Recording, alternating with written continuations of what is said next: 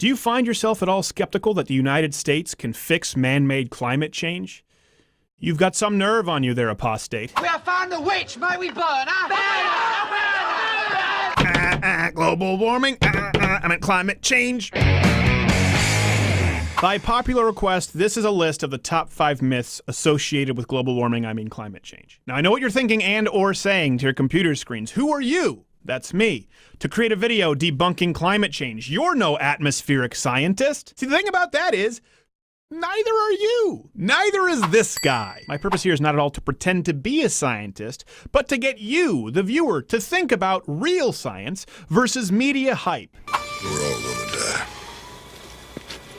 First off, here's the definition of science. Now, if you find yourself at all skeptical, a climate science denier is what you're labeled. Climate denier community. Climate deniers. Climate denial. Those who deny climate change. Ignorant, out of touch, or crazy. Either you believe in science or you don't. Climate change deniers. It's important to note this label is applied to anybody who finds themselves at all skeptical that the current proposed legislation would do anything to curb imminent global warming, I mean climate change. Let me explain a little more. To be a science denier at all to the current climate change coalition, you merely need to be skeptical of any one of these 4 things. Number 1, that the Earth is warming. Number 2, that humans are the primary cause of it. Number 3, that it will have catastrophic results. And most importantly, number 4, that the only entity competent and fit to stop these results is the United States government or some international form of government. Unless you accept all of those points wholesale,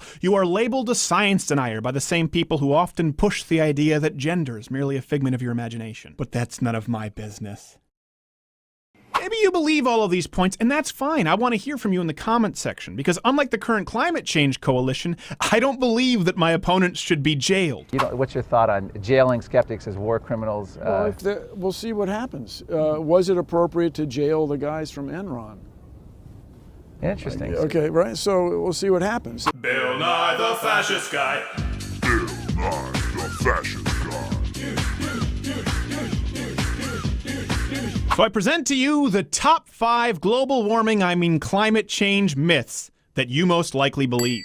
Consensus. 97% of scientists agree on climate change. Before we get to the fact that this is patently untrue, it's important to note that science isn't determined by consensus, it's determined by truth. There might have been consensus that the Earth was flat among certain circles. Truth revealed that it wasn't. Oops. There was consensus among many groups of Darwinians that black people were less evolved than white people and closer to our common ape-like ancestors. Truth revealed that's not the case. Just kidding. Right away, the biggest argument used has gotten us away from actual science. But even this argument is false. The 97% statistic first appeared in 2009 in a study by University of Illinois master's student Kendall Zimmerman and her advisor Peter Doran. It was a 2-question survey, and only 5% of people who answered, a little more than 150, were actual climate scientists. The 97% comes from an even smaller subset of people, 79 people who are self-professed climate scientists, with over 50% of their research being conducted on the subject of climate change. So that 97% first came from 70-something scientists who agreed that the Earth's temperatures have risen since the 1800s and that humans are likely a contributing factor. People used this number and ran with it. Meeting is adjourned. When evidence was wearing a little thin and people started questioning it, in 2013, Australian blogger John Cook and his buddies reviewed some abstracts of peer-reviewed papers published from 91 to 2011. And what were his findings? Coincidentally, that exactly 97% of scientists either explicitly or implicitly made the assertion that humans were somewhat responsible for warming. Not even climate change, warming. His work was debunked as crap. Back off, man. I'm a scientist. In the publication Science and Education in 2013, for example, David R. Legate, I don't know, I'm not racist, a professor of geography at the University of Delaware and former director of its Center for Climatic Research, and 3 co-authors reviewed the same papers as Mr. Cook and found only 41 papers, a whopping 0.3% of all 11,944 abstracts, or 1% of the 4,014 even expressing an opinion.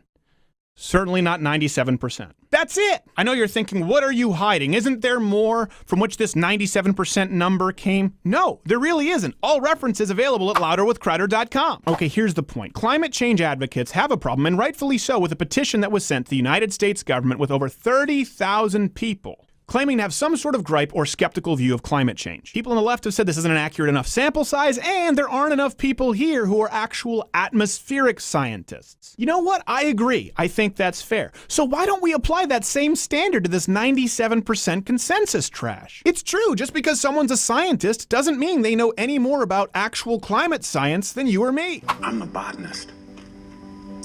You wouldn't have your gastrointestinologist perform your brain surgery unless, like non-climate scientist Bill Nye, your head is planted firmly up your ass. Bill Nye the douchebag guy. Bill Nye the douchebag guy. I'm not even saying that most climate scientists, particularly those in a public dole, wouldn't say that climate change is an imminent threat and humans are the cause of it. My point is that just because someone says there is consensus, it doesn't absolve you or them of critical thinking. If you can't make the case as to why climate change is a catastrophic threat and man-made, you have no business citing some arbitrary number of which you don't even know the original source. By the way, who are these top climate scientists, like the head of the Sierra Club, referencing? How is it incorrect?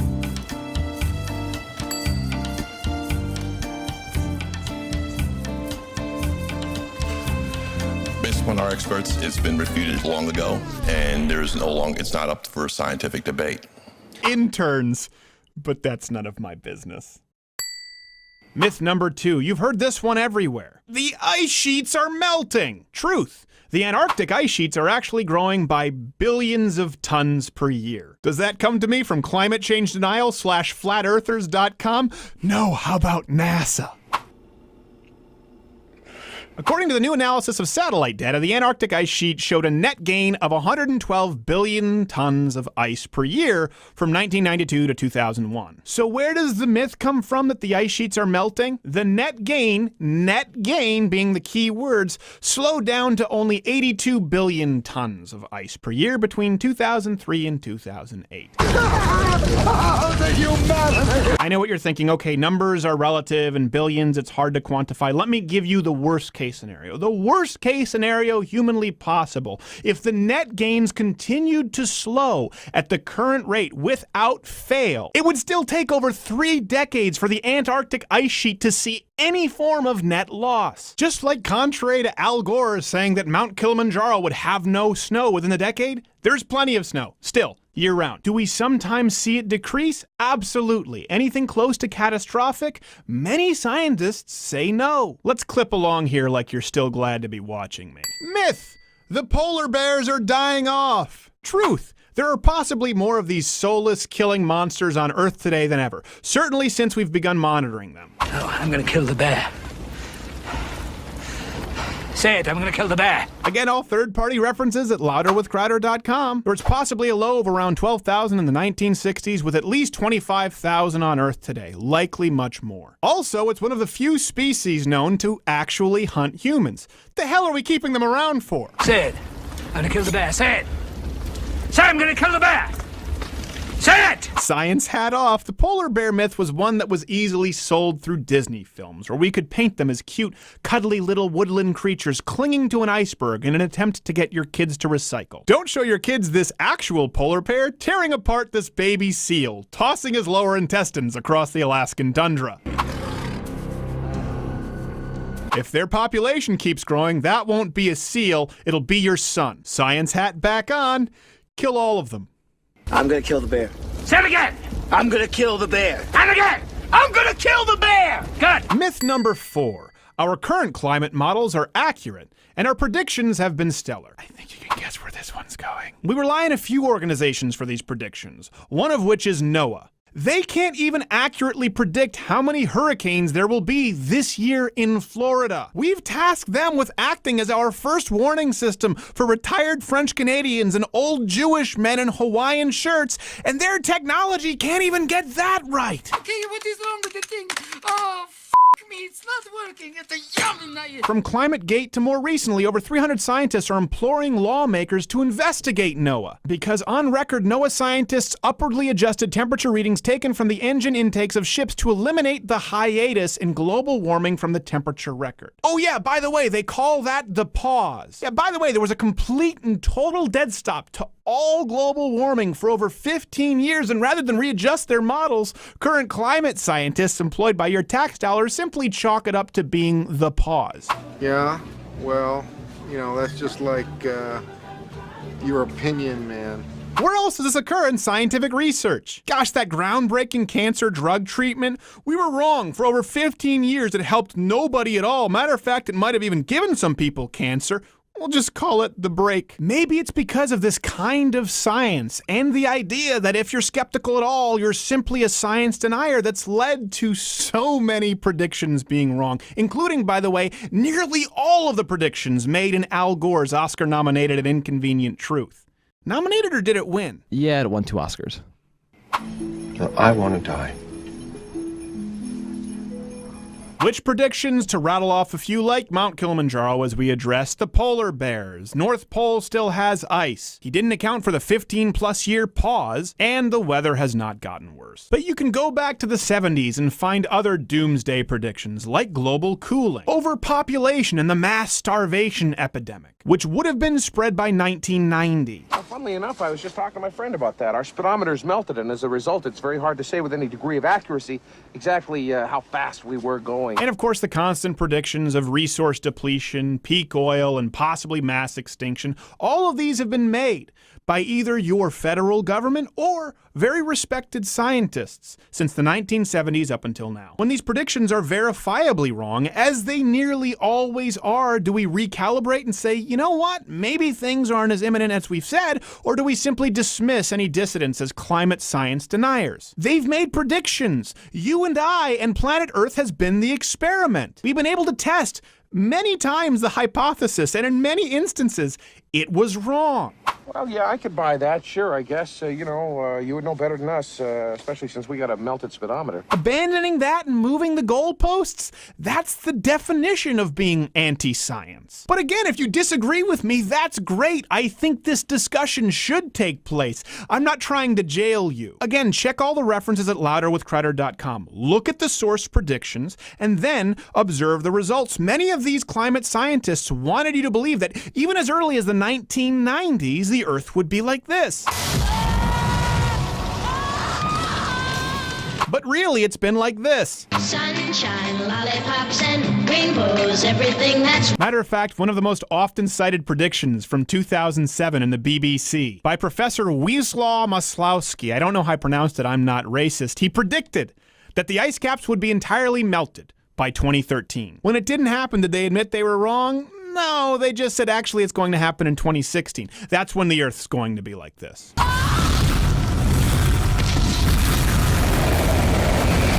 When crazy Harold Camping predicted the apocalypse in October 2011, it didn't happen. We laughed. When self-proclaimed scientists do the exact same thing, we say that laughing is anti-science. All of this brings us to our final and most important myth.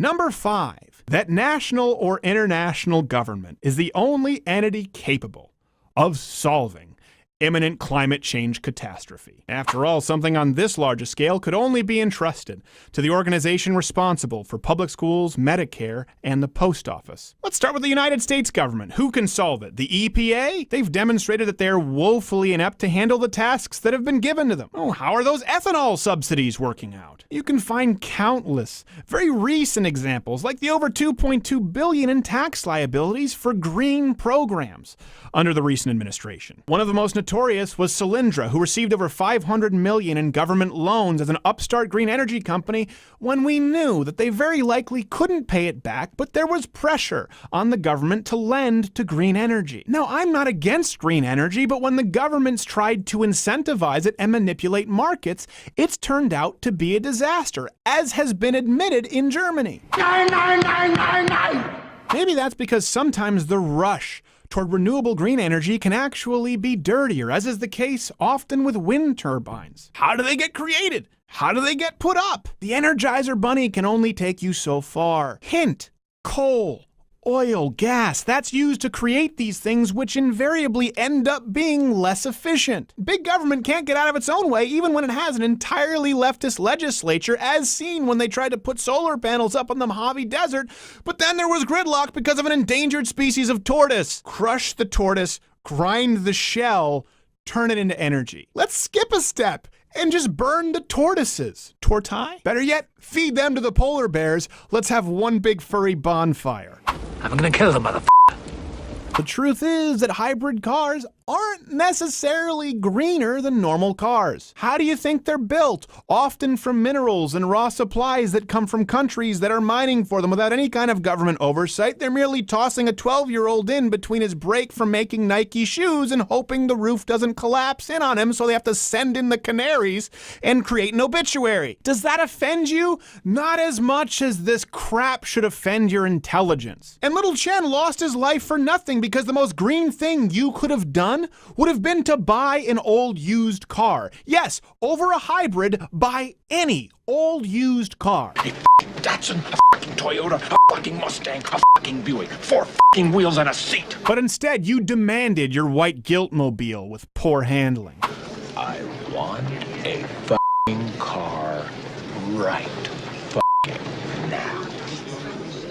This is the part where environmentalists ignore the crony corporatism. Like Elon Musk's growing capitalist empire being fueled by $4.9 billion in government subsidies. Shh, he's doing it for the people. And Tesla's not doing so hot. I can already see the comment section now. I must be funded by big oil, big energy, big gas, fracking. But guess what the truth is? Guess who can never actually give you an accurate account of what's currently happening with climate change and the subsequent government legislation? The people conducting research whose very job is predicated on the idea that climate change is an imminent threat. It's just like baseline budgeting with public sector employee unions and your local road work. Why don't you explain this to me like I am an 8-year-old? How often toward the end of the year do you see roads being dug up and people standing by idly not doing anything? The reason for that is a term that's called baseline budgeting. Let's say for a moment that those people did their work early and came in under budget. Well, next year, the federal, state, or local legislature would look at that and say, hey, we're being pretty efficient here. We can cut some funding and put it somewhere else where we might need it. To ensure that that never happens, these people run out the clock, make sure they spend the entire budget, and ask for more the next year. Why don't you explain this to me like I'm 5? That's why government programs virtually always grow and are never downsized or streamlined. If someone says, well, my government grant has resulted in the discovery that the Antarctic sheets are growing and there are more polar bears than ever, guess what? Thank you, sir. Your job is done. So instead you say, well, maybe there is more ice, maybe there are more polar bears, but it could get a lot worse. I need to study more in relation to climate change. Okay, break it down in terms of, okay. I think I'm getting you.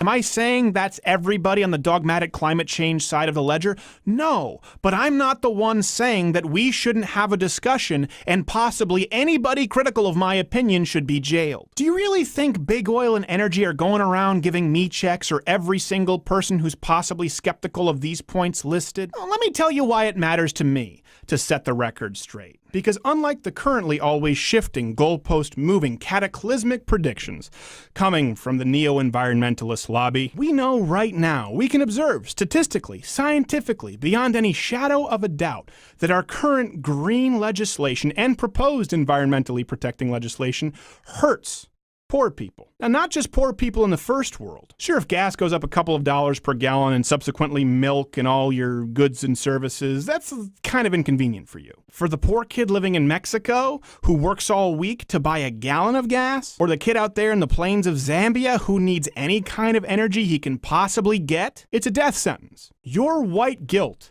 and skeptic shaming actually hurts real lives on Earth today. So if nothing else from this video, maybe you'll be willing to entertain a discussion from both sides of the aisle. Maybe you'll go to louderwithcrowder.com and check out our dozens of sources. And above all else, maybe you will join me in the fight to kill all polar bears. I'm gonna kill the motherfucker. And that's all I have to say about that. Hey, if you like this video, subscribe by clicking the box that says subscribe, or click my face to go to louderwithcrowder.com to read the references. If you want to hear me talk more with my crew about climate change, click on episode 89. That's the full show. You could find that you like it. You could find that you've wandered into some strange dark corner of the internet and immediately regret it. Speaking of dark, strange corners of the internet, there's a mystery box. Oh, what's that? Click it and find out. I dare you. What are you, a mystery box denier?